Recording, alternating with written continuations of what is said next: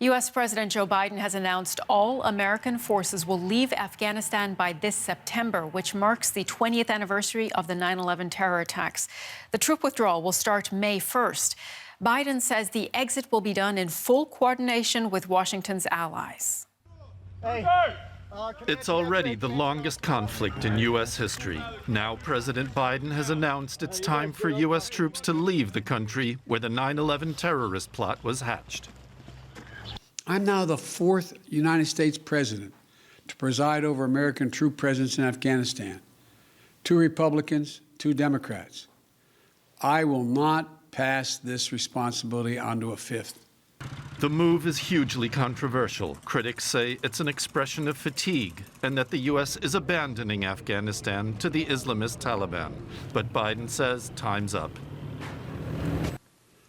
Now look, I know there are many who will loudly insist that diplomacy cannot succeed without a robust U.S. military presence to stand as leverage. We gave that argument a decade. It's never proved effective. Not when we had 98,000 troops in Afghanistan.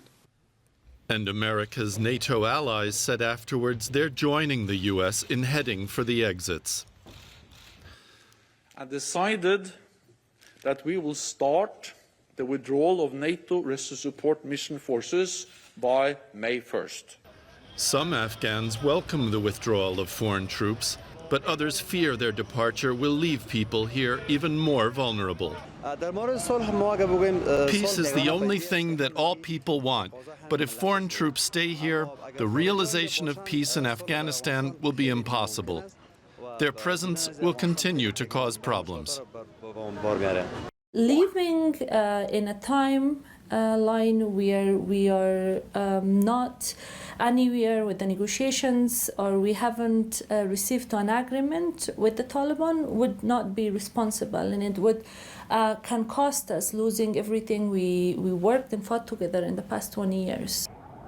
Afghanistan's president says the country's military is fully capable of defending the Afghan people. That pledge will likely soon be tested. For more on this story, we can speak now with Mariam Safi. She's an international relations advisor and an expert on Afghanistan. Welcome to DW. Mariam, what do you think the withdrawal of international forces will mean for Afghans? Well, for Afghanistan, the withdrawal will mean the complete responsibility of all security measures on the shoulders of the Afghan national security forces, who are already stretched very thin. Let us not forget that in 2001, when the international community entered Afghanistan, they were fighting one terrorist group. Now there are reportedly over 22 terrorist organizations, both regionally, nationally, and internationally, operating in Afghanistan. And that's going to be quite a challenge. Afghanistan's president has said the country's military is fully capable of providing security. Do you believe that? I think that the Afghan National Security Forces are a capable unit. However, they continue to be limited due to lack of resources, due to lack of weaponry and support, particularly air support. So while they are capable fighting an array of terrorist organizations operating in Afghanistan, in addition to the porous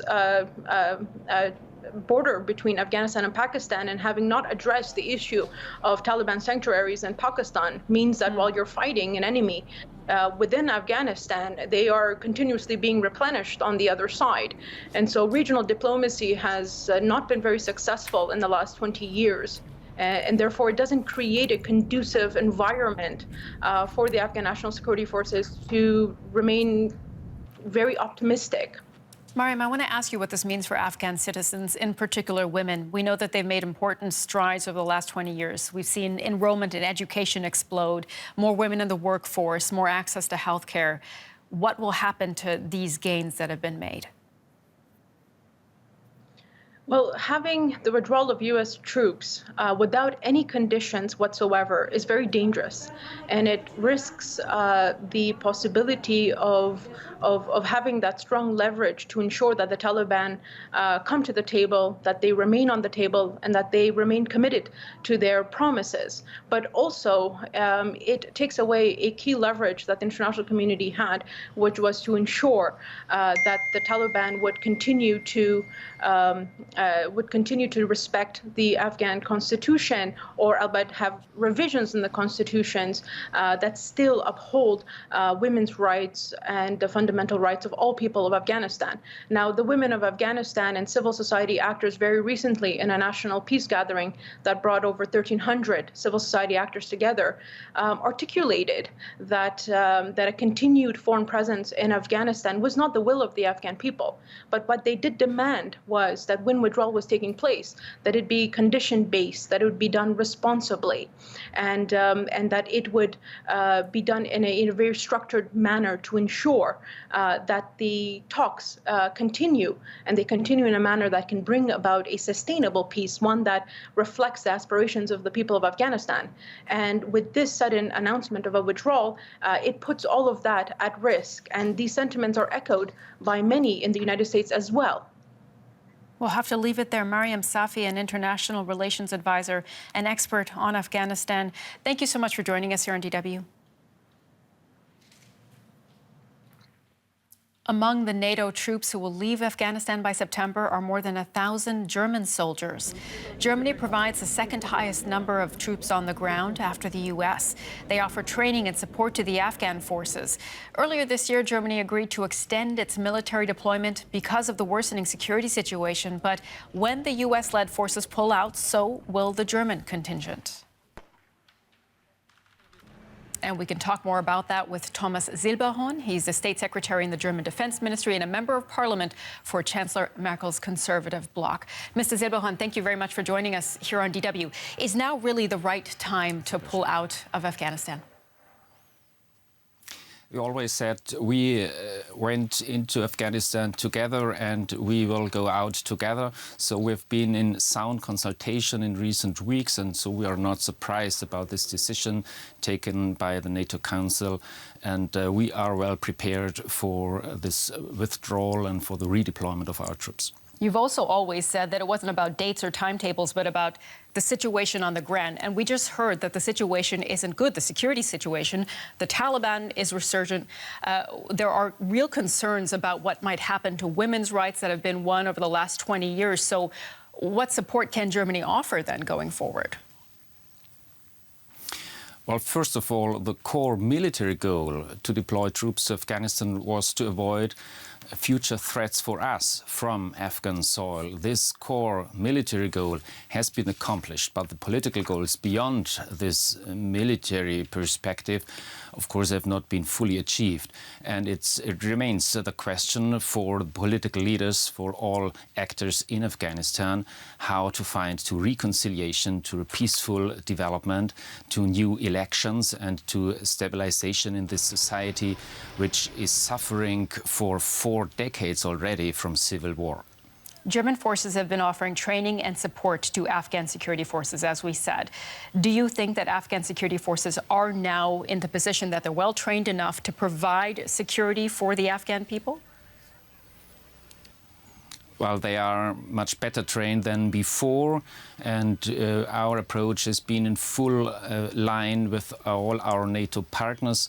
So we did a brilliant job, I think. Our soldiers deployed to Afghanistan are engaged until the end of April. This mandate, yes, will be closed and finished, but we accomplished what we had to do from our military standpoint. And of course, threats remain in the civil society and in this dualism between a legitimate government of Afghanistan and the Taliban forces who still set on violence. And this ground for violence and civil war in Afghanistan has to end and has to lead to a political process of reconciliation and stabilization. And I think this announcement to end the presence of the international troops should give new motivation and new speed to the negotiation processes ongoing in Afghanistan. Mr. Silberhorn, you just said it yourself, that threats remain, and we have heard from Afghans who say they're extremely concerned about what might happen in the country after troops withdraw. Would it not be better to put some sort of conditions upon this withdrawal, to give the Taliban, for example, some incentive to take part in peace talks or not to start violence once again?